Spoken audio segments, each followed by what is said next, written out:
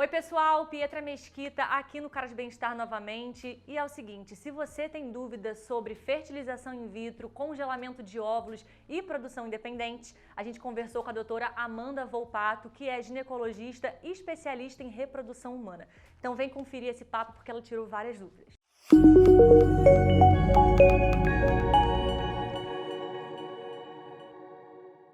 Primeiro, doutora Amanda, queria te agradecer por estar aqui. Muitas pessoas, têm dúvidas sobre esse assunto, sobre congelamento de óvulos, reprodução humana, enfim, queria te agradecer de verdade.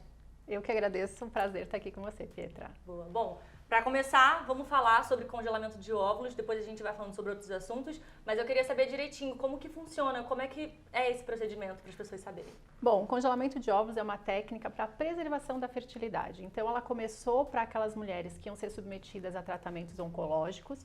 É uma técnica que deixou de ser experimental há mais ou menos 11 anos, então em 2012 foi comprovado que é uma técnica realmente que você vai conseguir preservar a sua fertilidade utilizando, e de um tempo para cá ela vem sendo utilizada porque a gente chama de congelamento social. O que seria isso? Para aquela mulher que deseja somente adiar a maternidade, não é por nenhuma condição médica.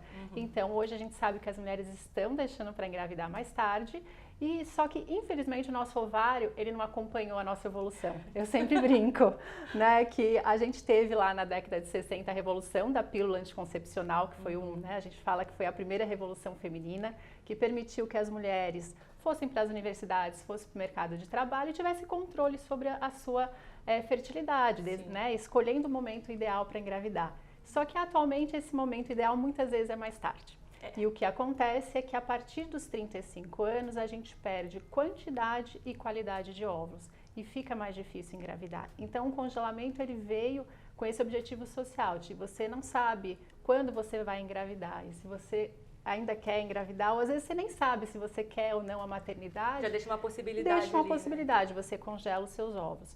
O ideal é que ele seja feito antes dos 35 anos, mas é possível congelar óvulo em qualquer idade. Essa é uma dúvida bem frequente. Eu já tô com 36 e agora? Não, eu sempre brinco, é melhor a gente ter um óvulo de 36 do que um óvulo de 40. Melhor um óvulo de 38 do que de 41. E se eu tenho 40, posso também? Pode, O que acontece é que numa mulher de 40, provavelmente a gente vai precisar congelar mais óvulos, porque a gente não vai ter a mesma qualidade, principalmente. Então geralmente o congelamento funciona assim, de quantos óvulos, mais ou menos? O ideal a gente sempre fala que é de ter de 15 a 20 óvulos. Isso vai dar uma chance de você ter um bebê com esses óvulos em torno aí de 80%, principalmente se você é mais jovem. Então mulheres mais velhas vão precisar de mais óvulos porque é um óvulo que já não tem tanta qualidade. O óvulo ele vai perdendo qualidade ao longo do tempo. O que seria essa qualidade? A capacidade de produzir um bebê saudável, um embrião saudável que tem chance de a gente transferir esse embrião e você ter um bebê saudável em casa. Com o passar do tempo, a gente vai perdendo essa capacidade, os óvulos vão perdendo essa capacidade reprodutiva, então aumenta o risco de você ter um abortamento e é mais difícil engravidar também. E tem pré-requisitos assim? Para o congelamento? Isso. Não existe um pré-requisito. Na verdade, a gente sempre orienta as mulheres a fazer uma avaliação da reserva ovariana, que seria o quê? A quantidade de óvulos que você tem, para aí a gente conseguir programar esse tratamento, Muitas vezes a gente vai encontrar mulheres jovens que têm uma baixa reserva. O que seria isso? Num único estímulo ela não vai conseguir os 15, 20 óvulos que a gente deseja. Então, às vezes, você vai precisar de 2 congelamentos. Então, isso é importante para a gente fazer uma avaliação. Mas não existe nenhum pré-requisito. Na verdade, todas as mulheres que estão ovulando, que não estão na menopausa, podem congelar seus óvulos. E em relação até às pessoas que têm problema de saúde, ela congela porque está passando por algum problema. Inclusive, você falou que surgiu isso por conta de mulheres que tinham câncer e tudo mais.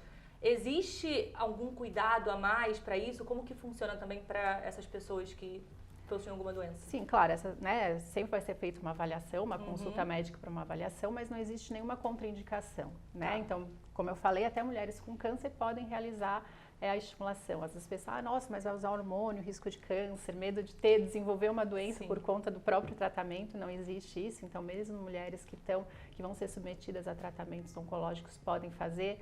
É importante, por exemplo, mulheres que vão fazer cirurgias pélvicas, onde corre o risco de você mexer na sua reserva, ter uma lesão no ovário. É importante, muitas vezes, fazer o congelamento antes de submeter à cirurgia, para que você não perca ali, não tenha o risco de perder parte da sua reserva por conta do procedimento cirúrgico também. A gente estava falando também, antes de começar a gravação, sobre o aumento de mulheres que te procuraram para fazer esse procedimento. principalmente depois da pandemia. Você pode falar um pouquinho também sobre isso? Sim, eu acho que a pandemia foi um momento, assim, acho que único, né? Acho que...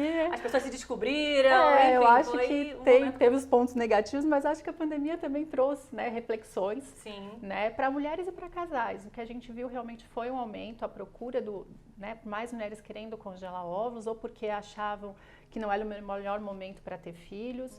Casais também foram procurar para congelar, às vezes, óvulos e às vezes até mesmo os embriões, porque a gente também pode, né? Então, se você é um casal, você já tem um parceiro e você sabe que é aquele parceiro que você quer ter os seus filhos, você pode congelar os embriões também, né? E você já pode deixar eles congelados, tanto óvulo quanto embriões, por tempo indeterminado, para você utilizar no futuro. Legal. Então, isso faz parte de um planejamento familiar hoje, né? Mas para as mulheres, eu acho que realmente veio assim como... Eu brinco, eu acho que é a segunda revolução. Depois da pílula, eu acho que o congelamento é a segunda revolução. Sim. A gente ouve muito no consultório elas falando, né, que tiraram peso. É um respiro, né? Tipo assim, bom, agora eu posso, né, seguir a minha carreira, posso estudar, posso procurar o parceiro ideal, porque muitas vezes a gente, né, elas, às vezes estou num relacionamento, mas não sei se é com ele que eu quero ter filhos. E às vezes até a dúvida da maternidade. E porque assim, eu não sei realmente se eu quero ser mãe ou não. E eu sempre brinco, olha, então vamos congelar, porque se você depois não quiser, você pode doar, você pode descartar esses ovos. Agora o problema vai ser se você se arrepender e chegar lá na frente e às vezes você já está perto da menopausa ou com uma reserva ovariana muito baixa e dificilmente a gente vai conseguir te ajudar mesmo com as técnicas de reprodução assistida. Aí como que funciona, por exemplo, congelei meu óvulo, decidi, quero ser mãe agora. Como que funciona? Qual é o momento de pegar o óvulo, enfim, de fazer tudo isso? Então, a mulher tem o óvulo congelado e decidiu, bom, agora eu quero ter um bebê, né? Seja com o parceiro, seja uma produção independente, com sêmen de doador, que isso é possível também. Então, o que a gente vai fazer? A gente vai fazer o descongelamento desses óvulos que estão lá congelados e vamos fertilizar com o espermatozoide. E aí a gente vai ter a formação dos embriões para daí transferir e essa mulher engravidar. Tá. É diferente de fertilização in vitro? Na verdade, não é diferente, é a mesma coisa. É como se no congelamento a gente fosse só até uma etapa, que é a coleta dos óvulos, e quando a gente vai terminar o processo da fertilização é quando a gente vai fazer realmente a junção do óvulo com o espermatozoide, que é quando realmente a gente faz a fertilização. Então, é você dar continuidade a um processo de uma fertilização in vitro. Tanto que o estímulo ovariano para um congelamento de óvulos ou para uma fertilização in vitro, ele é igual, não muda. E tem risco, assim? A gente pode falar que há algum risco, é perigoso para certas situações ou... Não. 99,9% é tranquilo. É bem tranquilo, né? A maioria das mulheres fala, nossa, eu não sabia que era tão tranquilo. Né? Efeitos colaterais, que é uma dúvida que surge bastante. Eu sempre falo, é uma alteração de humor, né? Querendo ou não, a gente está ali utilizando um pouquinho mais de hormônio, então uma TPM um pouquinho mais intensa. Que delícia! Né? Eu acho que é uma dos principais efeitos colaterais. Às vezes tem umas pacientes que sentem um pouco mais de desconforto na região das mamas, também por conta do hormônio. E no final do processo, uma mulher que tem uma reserva ovariana maior vai sentir um desconforto na região pélvica, mas é nos últimos dias. O tratamento vai terminar no dia da coleta dos óvulos, então depois ela vai voltar a ter o ciclo menstrual dela normal e a vida dela volta normalmente. Né? E durante o processo, ela só vai precisar, a gente sempre pede para não trabalhar no dia da coleta.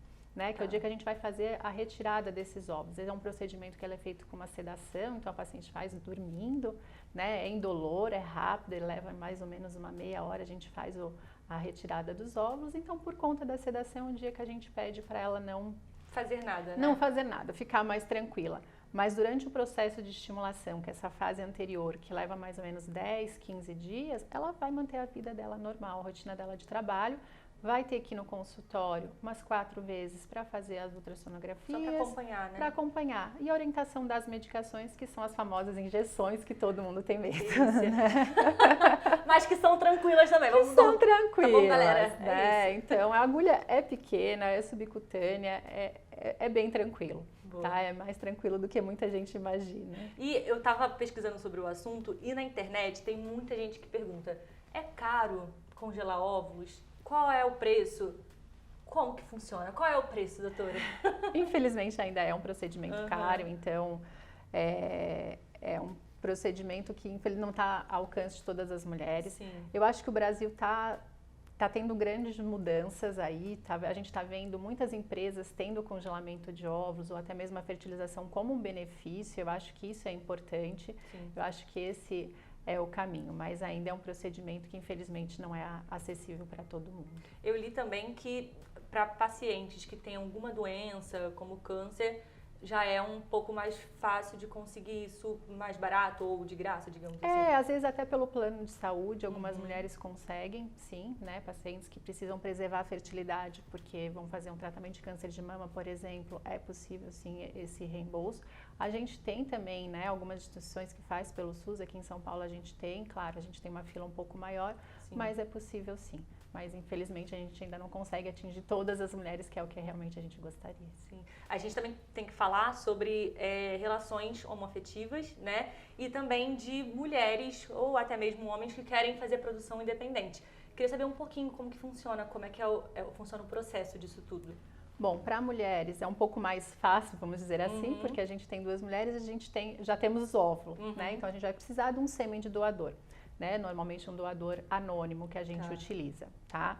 Se no caso uma das parceiras vai utilizar somente o óvulo dela e ela tem capacidade, por exemplo, a gente pode usar uma inseminação intrauterina, não necessariamente a gente precisa de uma fertilização in vitro. Tá. Agora, se as duas querem participar do processo, que é o mais comum, né? O que a gente chama de uma gestação compartilhada, uma dá o óvulo e a outra cede o útero.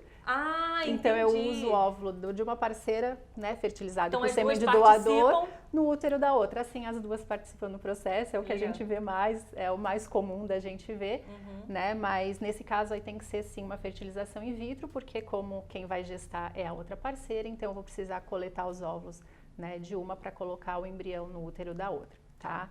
Quando a gente tem casais homoafetivos masculinos, aí eles vão precisar de uma doadora de óvulos, uma doadora anônima também, para a gente conseguir os óvulos, e vão precisar também de um útero de substituição, né? Então, uma barriga de aluguel. Uma barriga de aluguel, que é conhecida. Essa é uma dúvida bem frequente. No Brasil é possível, sim. Né? Então, porque muitas pessoas vão para fora, né? Então, tem essa dúvida, mas no Brasil é possível? O que não pode no Brasil? Você não pode ser remunerado, então a pessoa que vai ceder o útero não pode receber para fazer isso. Entendi. Né? Mas se ela for da família até um grau de consanguinidade, até 4º grau, não existe nem burocracia. Esse é um procedimento que já é autorizado pelo Conselho Federal de Medicina. Em casos onde a gente tem um casal homoafetivo masculino, onde eles não têm ninguém da família que possa ceder, e tem uma amiga, alguém, né, ou alguém que é um parente próximo, mas que não é consanguíneo e se disponibiliza para gestar, nesses casos a gente tem que pedir uma autorização do Conselho Federal Regional de Medicina, que vai para uma câmara técnica e aprovando o procedimento a gente pode fazer sim. Né? Então, é possível sim, a única questão é que não pode ser remunerado no Brasil. E para a produção independente é a mesma coisa? Para a produção independente masculina, né, que ele também vai precisar do útero de substituição, a mesma coisa, e feminino também hoje é permitido, então nesse caso a mulher vai escolher também um doador de sêmen anônimo e vai fertilizar com os seus óvulos para poder gestar. Isso perante a lei é tudo ok, assim. Não vai ter nenhum problema. Bom, então eu acho que, né, primeiro falando do congelamento de óvulo, como eu falei anteriormente, eu acho que a segunda revolução feminina é uma possibilidade da gente preservar a nossa fertilidade, né? E o ideal é que a gente faça isso até os 35 anos, quando a gente tem maior qualidade e quantidade de óvulos. Então eu acho que se você está na dúvida de ser mãe, se você quer ser mãe daqui a uns anos, né, procure um especialista, converse, veja se é o momento, às vezes não precisa ser agora, mas você pode adiar um pouco. É importante fazer uma avaliação da sua reserva ovariana, que é a quantidade de óvulos que você tem,